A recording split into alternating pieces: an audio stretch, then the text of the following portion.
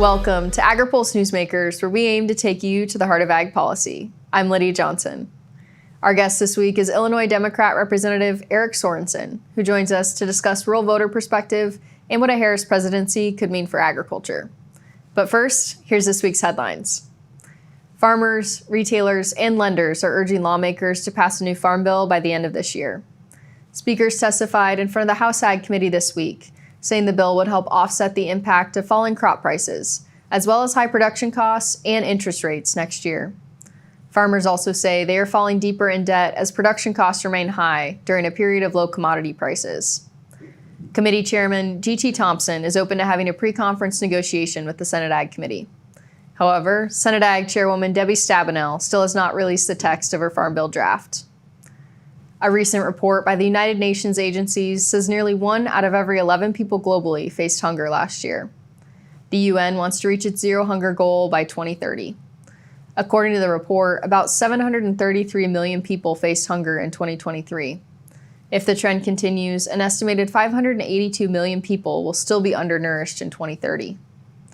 UN representatives are asking for a transformation in agri-food systems that ensures people have access to affordable, healthy diets, and for investments in rural agriculture to better address hunger. Vice President Kamala Harris is hitting the campaign trail as a new Democratic presidential nominee. Harris has been facing agricultural issues since she became Attorney General in California in 2011. She successfully defended animal welfare laws during her tenure, but ag groups note their concerns about her record increasing farm worker protections and promoting sweeping climate change proposals.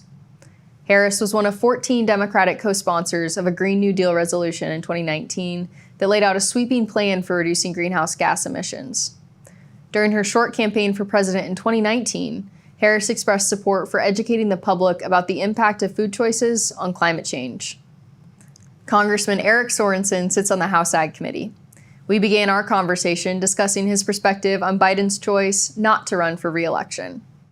I think Joe Biden is a good man. I mean, he served our country admirably for the better part of 50 years.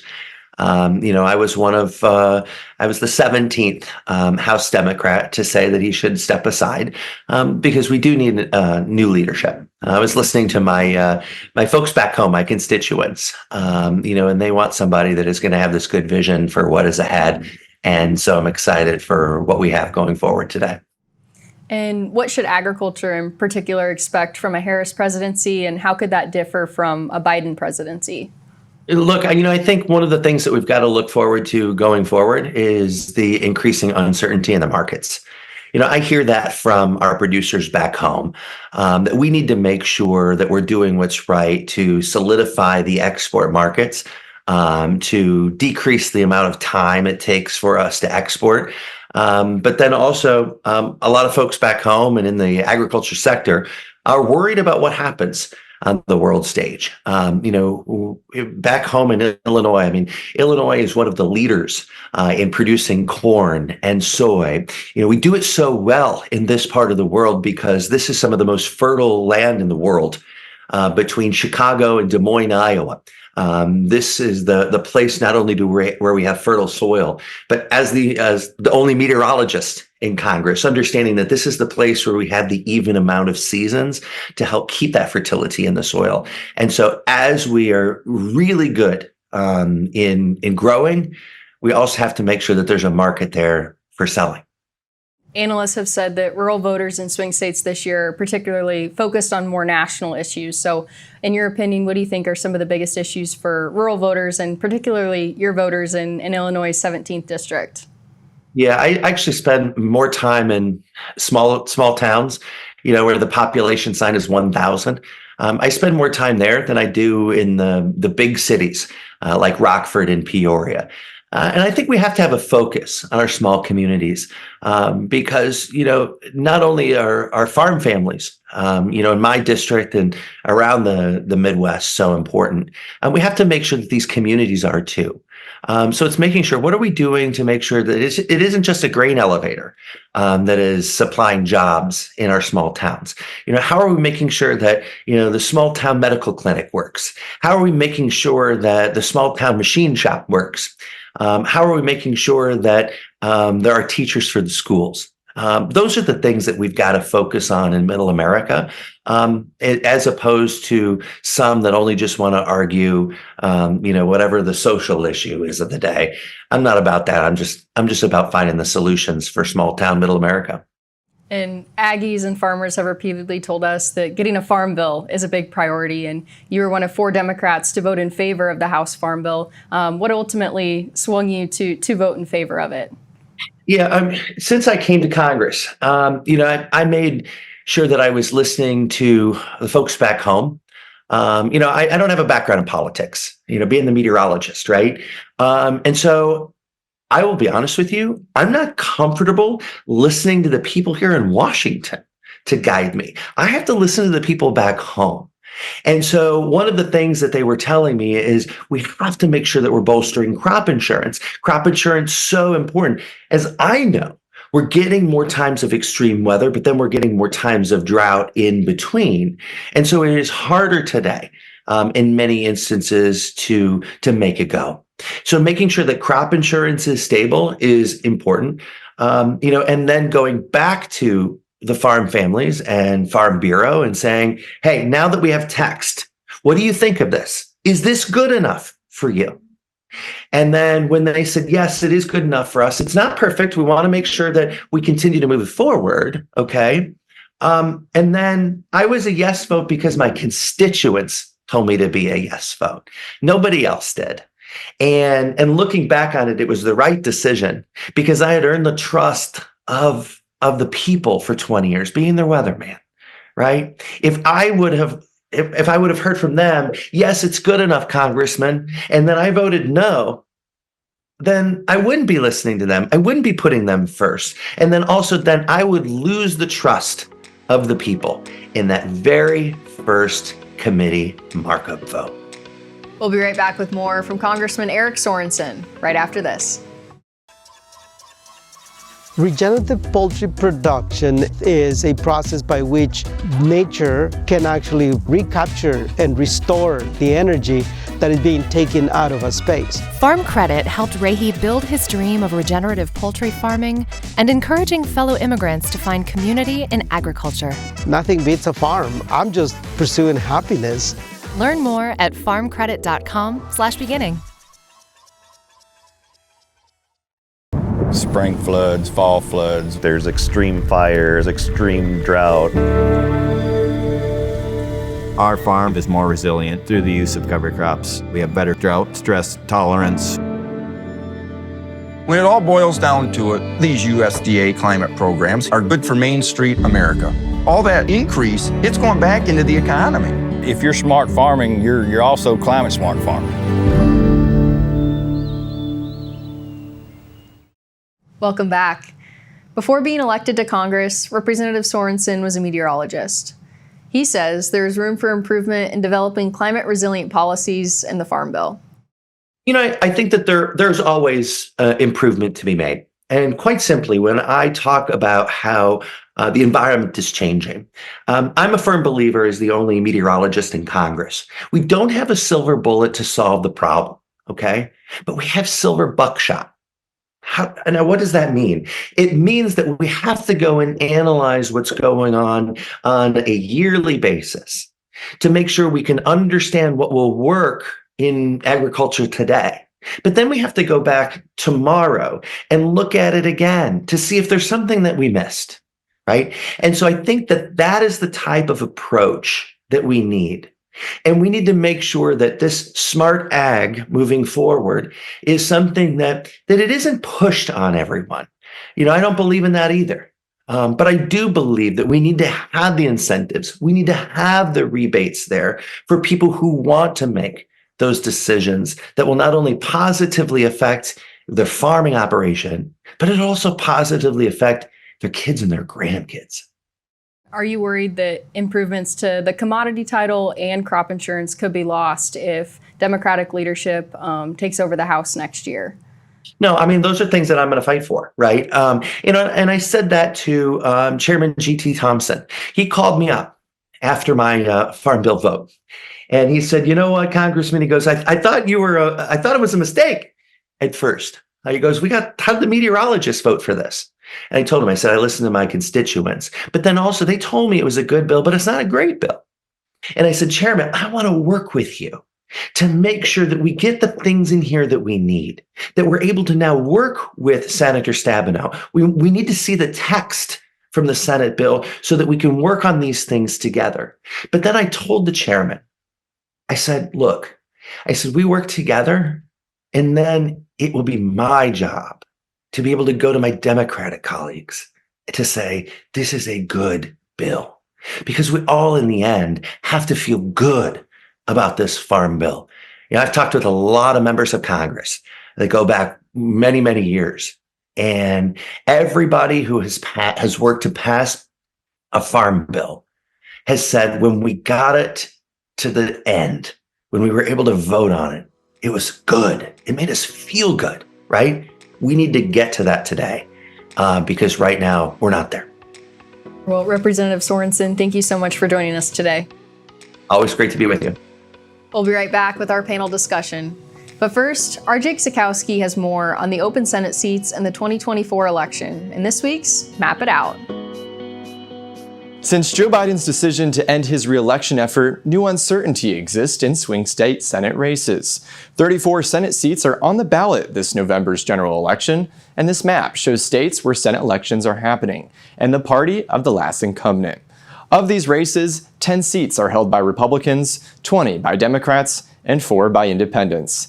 Democrats currently hold a 51-49 majority in the Senate, which includes 4 independents who caucus with Democrats. However, Democrats will have the largest number of seats to defend in the upcoming November general election.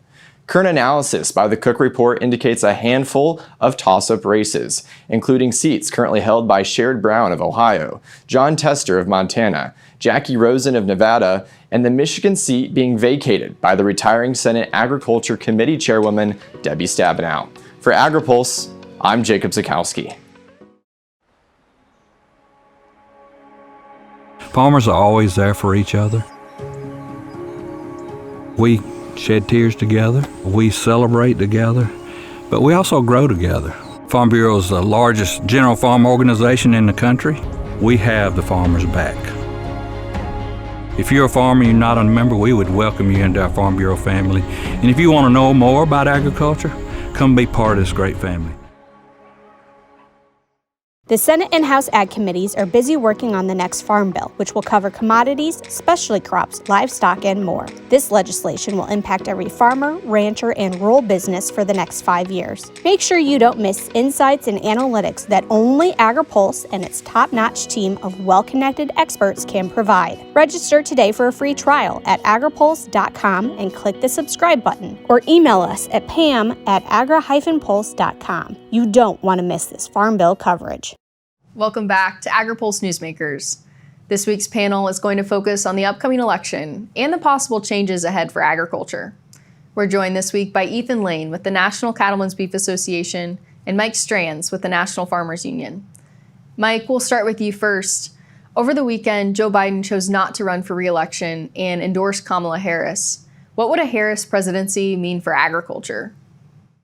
I think we can look at what the Biden administration has accomplished as a good blueprint for what direction a Harris administration would be headed towards. We saw a lot of work from the Biden administration on ensuring a more competitive economy. For agriculture, that's meant greater investment in marketing opportunities. We've also seen really good investment in agriculture through the Biden administration, through just look at the budgets that President Biden has put forward over the last several years. We haven't seen cuts to crop insurance as we've seen in previous budgets from other administrations. I would expect that trend to continue in a Harris administration as well. And we've also seen the great emphasis on helping farmers and encouraging farmers and boosting farmers' work to be the best stewards of the environment, particularly when it comes to climate change. So I think we can look to that for a Harris administration if that were to come to pass. And Ethan, turning to you, during Harris's term as California Attorney General, she successfully defended 2 animal welfare laws. From your perspective, Ethan, what would a Harris presidency do for animal agriculture? Well, certainly there are some concerns there from true animal ag producers around the country who are experiencing an onslaught of attacks from the animal rights community. You know, looking at someone like Kamala Harris, who has a record of being sympathetic to kind of that agenda and the impact it has on the small family farmers that the Biden administration keeps gaslighting us into believing they're trying to protect. They use words like competition while shutting down competition in the marketplace. They cater to some of these animal rights funded groups. It's disappointing, and we're hopeful that a Harris presidency would lead to a little bit of a reevaluation of the failure of the Biden competition agenda and some of the animal rights leaning initiatives that they have entertained over the last couple of years. But it's so early in the process, and her involvement in agriculture during this administration thus far has been so limited. We don't really know what that might look like. We can kind of speculate at this point about departures. You have Secretary Vilsack, who's been at the helm for quite a long time, and whether or not he would choose to depart at this point, what that means for succession, how much of the Biden team would stay in place versus kind of a whole cloth transition in a new Harris administration. We're at a point right now where we really can only sort of speculate on what that might look like. Leaves a lot of unanswered questions. When we were at the Republican National Convention last week, farmers and livestock producers told us that they look forward to reduced regulations from a Trump-Vance presidency. And during his presidential nomination speech, Donald Trump even pledged to kill what he called the Green New Scam. But when we look at Harris's record, she co-sponsored the Green New Deal in the Senate. So what differences could there be between the two tickets' climate policies if elected? Well, the U.S. cattle industry is the most sustainable on planet Earth. We have the highest quality beef the world's ever seen with the lowest environmental footprint. We're demonstrably more sustainable than our competition around the world. So working with an administration that understands that and wants to encourage our producers to continue doing the good work they're already doing would be welcome. And I think we've seen flashes of that from the Biden administration. We saw that during the Trump administration as well. So I think that's an environment that cattle producers can feel fairly comfortable wading into. Where we'll see the distinctions is in other areas. This administration has been unremarkable at best on trade, but clearly I think for all of us in the ag economy, some real concerns from some of the rhetoric we've seen from the Trump-Vance side of the aisle as far as sort of their lack of enthusiasm for international trade, especially for exports out of the ag sector.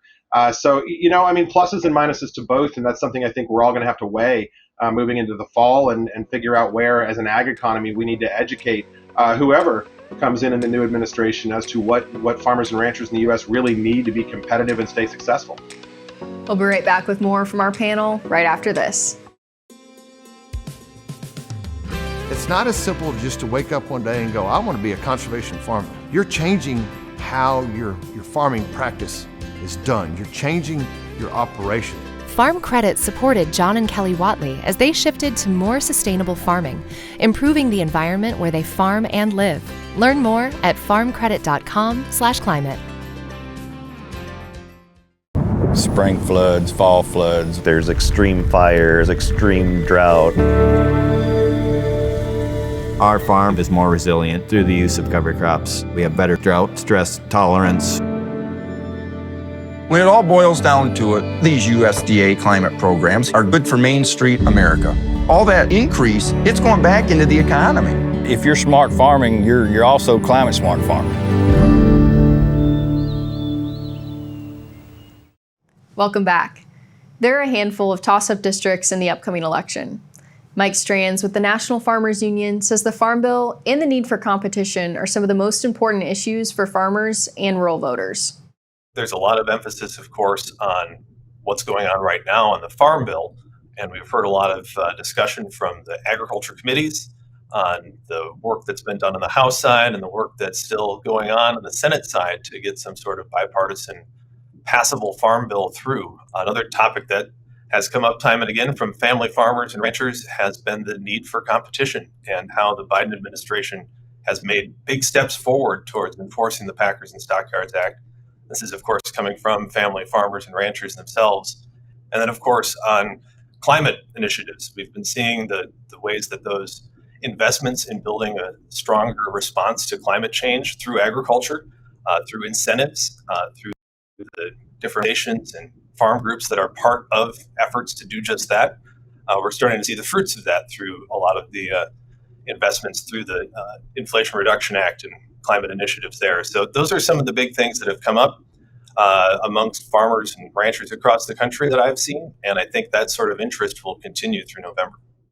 One thing that has attracted a lot of attention from the media and from the public is Project 2025, released by conservative think tank, the Heritage Foundation.